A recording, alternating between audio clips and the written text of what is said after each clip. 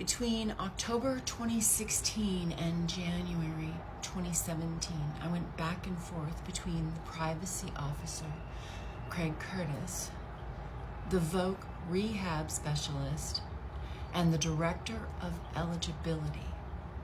Every conversation was explaining to me how I was wrong, that I simply didn't understand the systems. They had my resume and my education. They knew very well I understood the processes and the systems. In January of 2017, I relocated to Long Beach and enrolled at the Long Beach VAMC. The situation was nothing like Loma Linda. In fact, I got much better care. The only reason I left was because of Joe, a veteran of the U.S. Navy and U.S. Air Force Reserve. For my 50th birthday, I boarded the Carnival Miracle and took a cruise to the Mexican Riviera. I was traveling entirely solo, by myself, not even a service dog.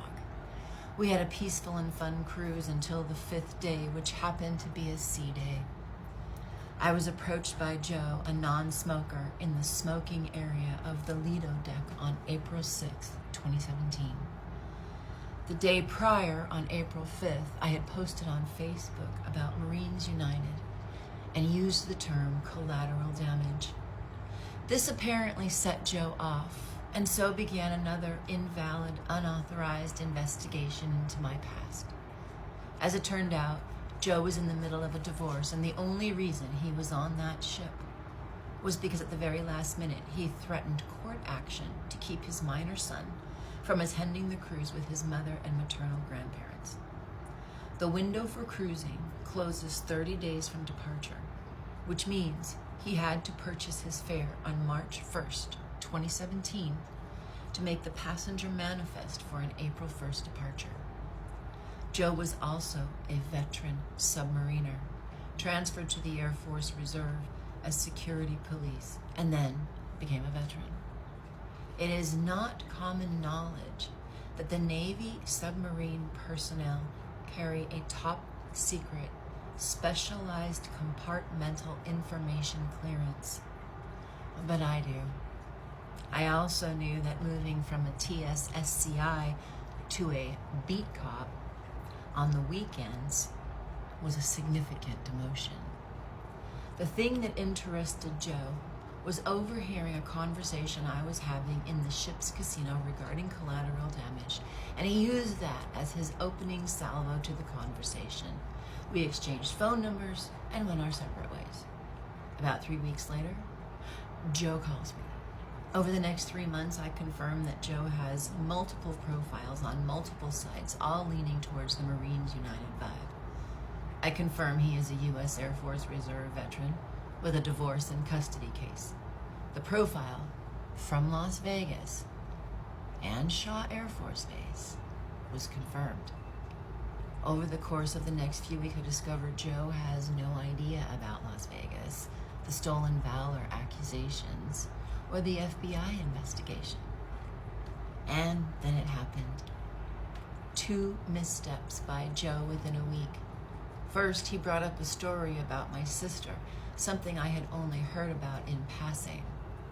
Second, he referenced a Facebook and Twitter post I made about Craig Curtis, the privacy officer, calling him fat. How did Joe know what Craig looked like? And that's when I let chaos reign. For the receipts on Joe, you can search the San Bernardino, California Superior Court records for my name and the dates September 1st, 2017 through November 30th, 2017. You'll find everything you want.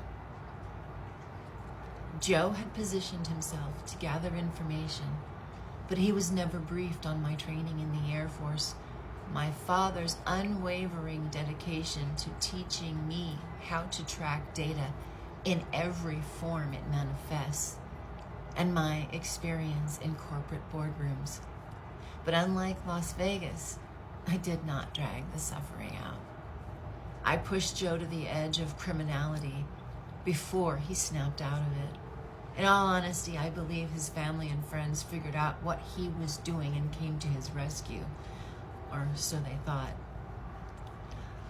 I have been saving the story of Joe for just this occasion, the origin of my Department of Veterans Affairs struggle with Loma Linda VAMC in Loma Linda, California.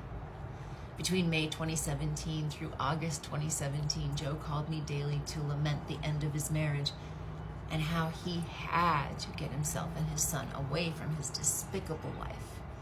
Ping number 1 for Las Vegas, divorce and custody issues. Everything was phone, text-based until Joe officially moved into his new apartment, and then he invited me to visit. On my first time to his new apartment for dinner, Joe lamented the custody and visitation with his son. He was completely bereft over the fat, sloppy ex-wife having primary custody over an infant who was barely walking and moving him into a single father's bachelor pad. I let Joe set the pace of the encounter. After all, he initiated contact on the cruise ship, not me. By mid-July, I was staying in the new apartment 2 to 3 days a week, driving from Long Beach.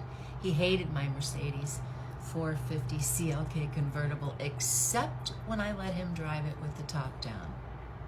He preferred to drive his Jeep Grand Cherokee, complete with the car seat and baby toys in the back seat.